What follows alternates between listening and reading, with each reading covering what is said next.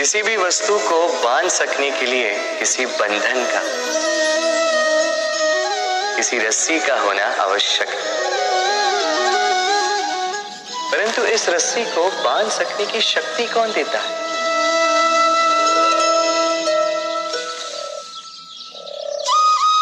वो धागे जिनसे जुटकर ये रस्सी बनी। अब बताइए, प्रेम को किस रस्सी से स्वयं तक बांधेंगे आप?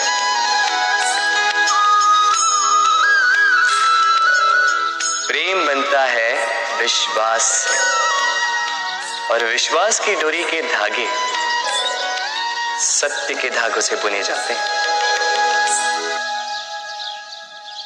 अब प्रश्न ये उठता है कि सत्य क्या है? वो जो हमने देखा, वो जो हमने सोचा? नहीं,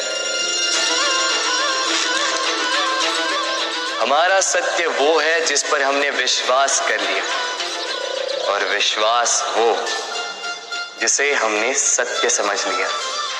वास्तविकता में सत्य और विश्वास दोनों एक ही सिक्के के दो छोर हैं। जहां सत्य नहीं, वहां विश्वास की नींव नहीं, और जहां विश्वास नहीं, वहां सत्य अपना धरातल खो देता है। तो यदि किसी का सत्य जानना है तो विश्वास कीजिए, प्रेम का धरातल बन जाएगा और मन प्रसन्न होकर बोलेगा, राधे राधे।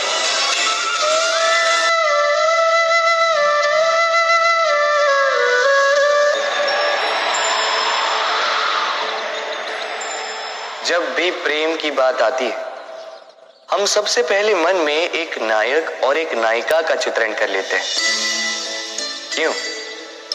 आपके साथ भी यही होता है ना? पर क्या प्रेम केवल नायक नायिका के आकर्षण का बंधन है?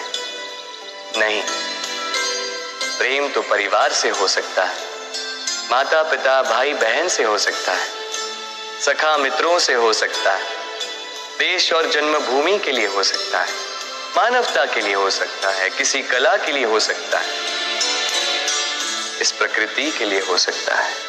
पर प्रेम कभी उस पन्ने पर लिखा ही नहीं जा सकता जिस पर पहले ही बहुत कुछ लिखा।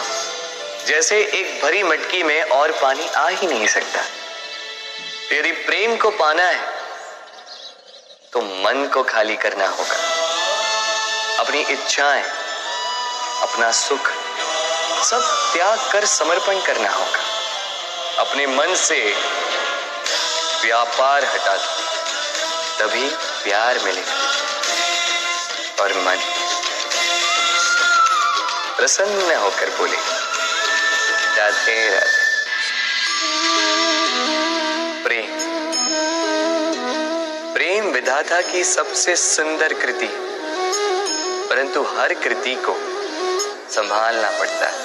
अब इसी मूर्ति को देख लीजिए। जब कलाकार ने इसे रचा तब ये बहुत सुंदर थी, परंतु इसके पश्चात इसे संभाला नहीं गया। इसके स्वामी ने इसके देखभाल का कर्तव्य ठीक से नहीं निभाया, और अब ये मूर्ति असुंदर लगने लगी। इसी प्रकार केवल कह देने से प्रेम नहीं हो जाता। इसके लिए आपको अपने कर्तव्यों को पूर्ण करना हो। तो देश की रक्षा, परिवार और संबंधियों की सुरक्षा, संतान को संस्कार, जीवन साथी का आभार, ये कर्तव्य जब तक नहीं निभाओगे, प्रेम से दूर होते जाओगे। तो यदि प्रेम का अमृत पाना है तो कर्तव्य की अंजलि बनानी होगी और मन से कहना होगा, राधे राधे। भय सबको होता है, चाहे वो पशु हो, पक्षी हो या मनुष्य। वास्तविकता में मनुष्य भय को अपने साथ लेके ही जन्म लेता है।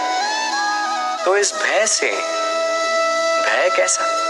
यदि भय बुरा भाव होता तो क्या इसे हम अपने साथ लेके जन्म लेते? वास्तविकता में भय हमें आगे बढ़ने के लिए प्रेरित करता है। अब देखिए, जीवन जाने का भय आपसे स्वयं की सुरक्षा करवाने का प्रयास करता है। अपमान का भय सदाचार की ओर बढ़ाता है। किसी प्रिय को खो देने का भय उसके लिए कर्तव्य पालन करने को प्रेरित करता है। किंतु ये भय बुरा तब हो जाता है जब आप इसे अपने ऊपर हावी हो जाने देते, इसके लिए कुछ प्रयास नहीं कर पाते। इसलिए यदि इस भय को उपयोग में लाना है, आपको स्वयं इस भय के ऊपर हावी हो जाना होगा। तो तोड़ दीजिए भय की सीमाएं। अपनी आत्मा को छोड़ के किसी और के समक्ष सर मत झुकाइए और स्मरण रखिए, जब अंधकार से डरना छोड़ दोगे तभी दीपक बनकर प्रकाश दे पाओगे। राधे राधे।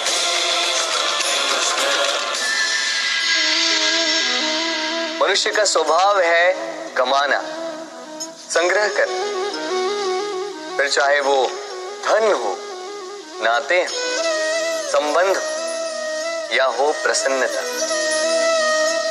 परंतु क्या आपने कभी सोचा है, नियति ने ये संग्रह करने की प्रकृति मनुष्य में क्यों डाली? एक बीज से पौधा पनपता है, उसके भोजन से फल संग्रहित होता है। क्यों? इसलिए ताकि वृक्ष उसे स्वयं खा सके? नहीं, बल्कि इसलिए ताकि वो भूखे जीवों में बांट सके। अब आप पूछेंगे कि इसमें वृक्ष का क्या लाभ?